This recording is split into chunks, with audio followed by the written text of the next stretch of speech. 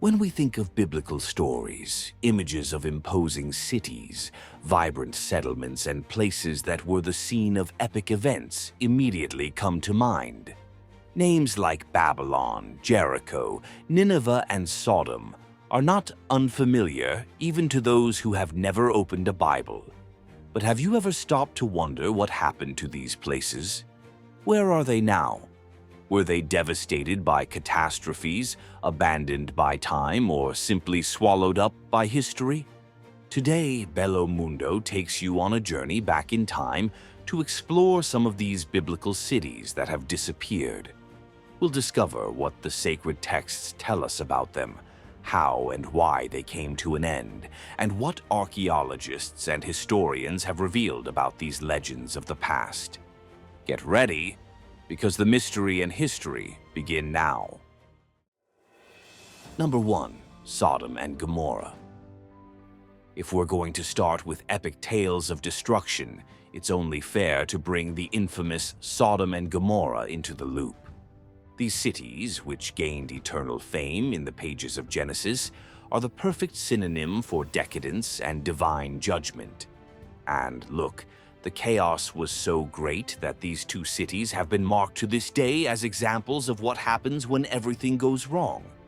In the Bible, things weren't going well for Sodom when Abraham and his nephew Lot arrived in the region. Reports say that the residents were so wicked that even heaven began to complain. But hey, it wasn't just sin that was the problem there.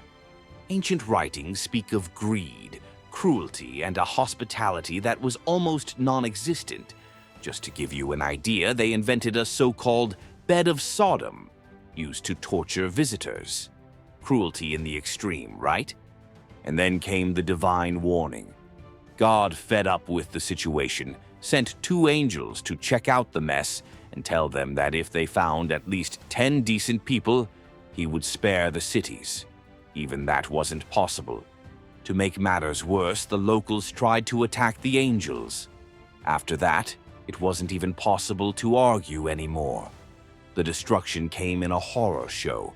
Fire and brimstone fell from the sky, consuming everything. Lot and his family were told to flee without looking back. But his wife, well, she disobeyed and became a salt statue. They say that to this day you can find salt formations near the Dead Sea, which many believe to be the region where it all happened. But did these cities really exist? For archaeologists and researchers, it's a puzzle. Some point to sites such as Bab ed-Dra and Numerah, south of the Dead Sea, where there are traces of cities destroyed by fire. Others believe that Tel el-Haman in Jordan could be a candidate. There, evidence has been found of catastrophic destruction dating back to the Bronze Age, possibly caused by an event such as a meteor explosion. The only thing we know is that today the region is a salty, inhospitable desert dotted with rock formations and the Dead Sea, known for its saline density. Number 2. Jericho. Who hasn't heard of the story of the walls of Jericho? It's the kind of narrative that seems straight out of an epic screenplay. Just imagine, a people marching around a fortified city, carrying a holy ark, blowing trumpets, and, in the end, boom. The walls come tumbling down without a single stroke of the sword. That's the story the book of Joshua tells us. When the Israelites arrived in the Promised Land, they came up against Jericho, a city famous for its impenetrable defenses. God would have instructed Joshua and his people to march around the city for 6 days, and on the 7th to circle around it 7 times while blowing their trumpets. And that's exactly what they did. In the end, a mighty shout caused the walls to crumble, marking the victory of the people of Israel. But now comes the question, was it really like that? Archaeologists excavated Jericho, or what we now call Tel es-Sultan, and found layers and layers of history. The city, or what's left of it, is undoubtedly one of the oldest continuously inhabited cities in the world, but the evidence about that famous fall of the walls is complicated. Some say that the ruins of the walls date back to long before Joshua arrived there. Others argue that the signs of destruction and fire found in the excavations could coincide with the biblical account. And of course, there is always the possibility that the story of the walls is more symbolic than literal, a way of showing the divine power and unwavering faith of the Israelite people. Today, Jericho still exists, but the modern city is far removed from that epic setting. The archaeological site, with its fragments of ancient walls and pottery, is a reminder that history and myths have layers as deep as the earth itself. So, did the trumpets really make the walls fall? Or is it a powerful metaphor about faith and overcoming? You decide. Number 3. Woe. After the victory at Jericho, the Bible presents us with another city on the route of Joshua and the Israelites, Ai. But unlike Jericho, this conquest was not so simple. According to the biblical account, Joshua tried to take Ai right after Jericho, but faced a bitter defeat. The reason? A sin within the Israelites themselves. Someone had stolen spoils from Jericho, something that was strictly forbidden. After solving the problem, Joshua led a second attack, this time a successful one. The scriptures say that the city was destroyed and burned, marking yet another victory in the Israelites' journey to the promised land. But now comes the mystery. Where was there anyway? For centuries, archaeologists have tried to identify the location of this city. The most accepted site is Etel, near Bethel in the West Bank. But then the complications begin. The ruins of Etel show signs of a fortified city that flourished well before the time of Joshua and seems to have been abandoned before the supposed Israeli conquest. So how do we reconcile this with the biblical narrative? Perhaps Ai was never a grandiose city like Jericho. Some scholars suggest that the story may have stronger symbolism than geographical or archaeological accuracy. Others continue to search for new evidence that could close the gap between the sacred text and the silent stones that remain. Today, when you visit the site of Etel, you will see modest ruins, traces of ancient Canaanite structures, and plenty of room for speculation. Number 4. Nineveh. Nineveh, the legendary capital of the Assyrian Empire, occupies a special place in the Old Testament. The city is the backdrop for one of the best-known stories in the Bible, Jonah, the reluctant prophet, sent by God to preach repentance to that metropolis, famous for its wickedness. Against all expectations, the inhabitants of Nineveh heard the message and repented, temporarily escaping divine judgment. But the story of Nineveh doesn't end there. Centuries later, the city once again became synonymous with arrogance and oppression. The prophet Nahum described its fall with impressive precision, announcing that the great city would be reduced to rubble. And so it was. In 612 BC, Nineveh was devastated by a coalition of Babylonians and Medes. What had seemed invincible disappeared from the map, swallowed up by time and sand. For centuries, the city was just a name in ancient texts, until archaeologists in the 19th century rediscovered its ruins near present-day Mosul in Iraq. What they found was impressive. Magnificent palaces, detailed reliefs narrating battles and royal hunts, and the library of Assurbanipal, with thousands of cuneiform tablets, including the Epic of Gilgamesh. Today, the ruins of Nineveh still exist, but much of what remains has been destroyed by recent conflicts and acts of cultural vandalism. What survives is in museums or in our imaginations, fueled by biblical accounts and archaeological discoveries. Number 5. Babylon. Few cities in history carry as much mystique as this ancient metropolis. Mentioned countless times in the Bible, Babylon is remembered as a symbol of idolatry, sin, and oppression. It was there that the people of Judah lived through the famous Babylonian captivity, after Nebuchadnezzar II destroyed Jerusalem in 586 BC. In the biblical view, it was not just a rich and powerful city, but a living example of human pride destined to fall before divine judgment. Historically, Babylon was all this and more. Located on the banks of the Euphrates River in present-day Iraq, it was the heart of one of the most impressive empires of antiquity. Under Nebuchadnezzar, the city gained worldwide fame with its imposing walls, the majestic Ishtar Gate, and, of course, the legendary Hanging Gardens, which may well be a figment of the imagination, but have never failed to capture our curiosity. However, just like the great biblical cities, Babylon had its end. Conquered by Cyrus's Persians, the city began to decline, becoming just a distant echo of its former glory. The cycle continued with the Greeks, Romans, and other powers controlling the region until Babylon was literally swallowed up by time. Today, what remains of this power are ruins scattered under the desert heat. A few walls, fragments of temples, and the foundations of palaces try to tell the story of a city that was once the center of the world. Number 6. Tyre. A city that, in the Bible, was almost a celebrity among the commercial centers of antiquity. Located on the coast of present-day Lebanon, Tyre was home to the Phoenicians, the great navigators of the Mediterranean. Their luxury, wealth, and influence were so imposing that, of course, they ended up attracting an unfavorable prophecy. Prophets like Ezekiel and Isaiah spared no words against Tyre, predicting that its arrogance and greed would end in its downfall. And they weren't kidding.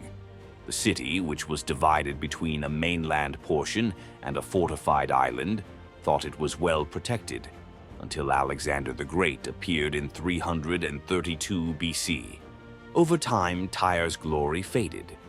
Today, it is a coastal city called Sur, inhabited but far from the power of ancient times. Some ruins still stand the test of time, including submerged parts, ancient harbors, and the remains of walls. The charm remains, but only in the memory of the books and the ruins that attract tourists. Number 7. Hazor. What about Hazor? This was one of the largest Canaanite cities in northern Israel, mentioned in the Bible as the head of all the Canaanite nations. In other words, it was powerful, influential, and, of course, heavily fortified. The biblical narrative tells us that Joshua conquered and burned Hazor during the Israelite campaign in the Promised Land. Modern excavations at Tel Hazor have revealed layers of destruction that seem to corroborate this event. But as with any good archaeological story, there is debate about the dates and details. Today, Hazor is an impressive archaeological site with ruins of palaces, warehouses, and fortifications. Number 8. Beth Shan, Beth Shan. Beth Shan, or Beth Shan, is a place where history has overlapped in so many ways that the biblical city ended up buried under layers of later civilizations. Mentioned in the Bible as the scene of tragic events, such as the fate of the bodies of King Saul and his sons, hanged by the Philistines, Beth Shan was once an important Canaanite and Israelite center.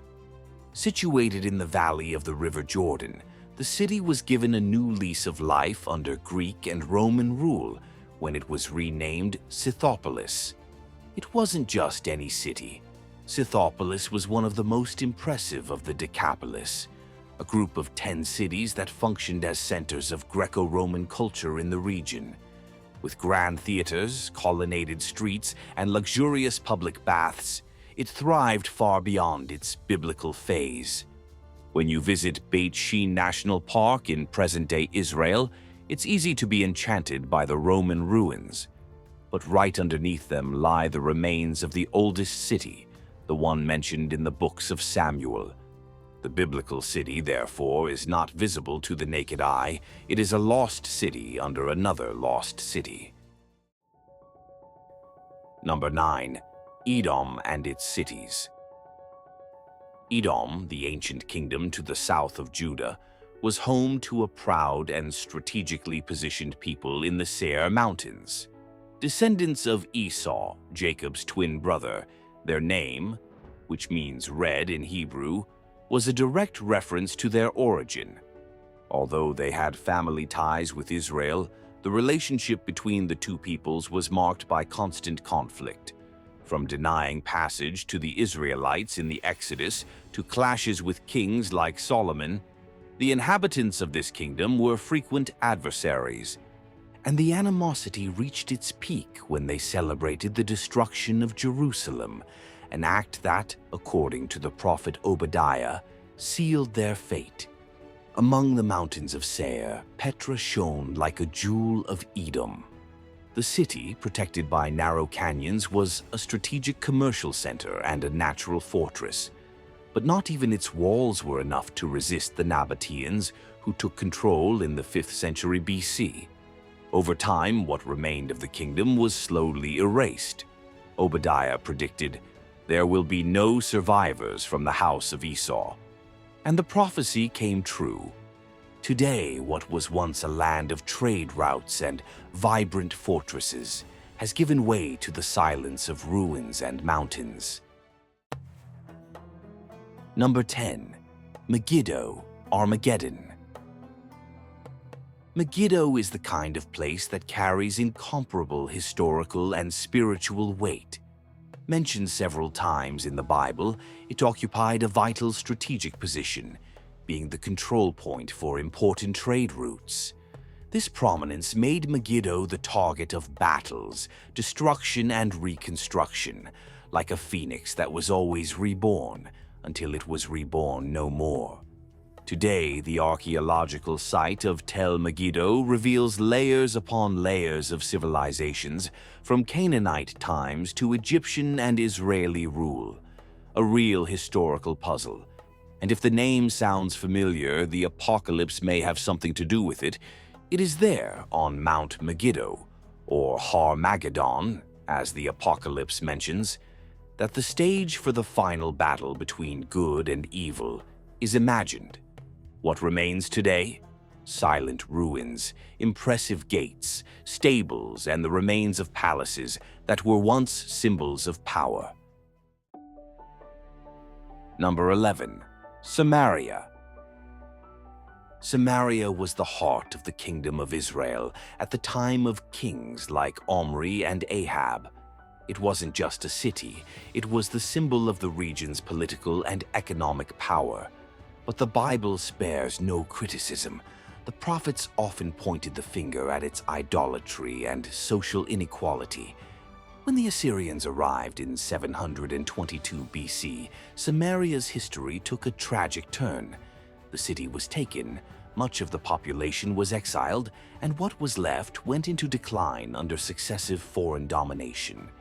Today, what we call Sebastia, on the West Bank, bears the vestiges of that great past.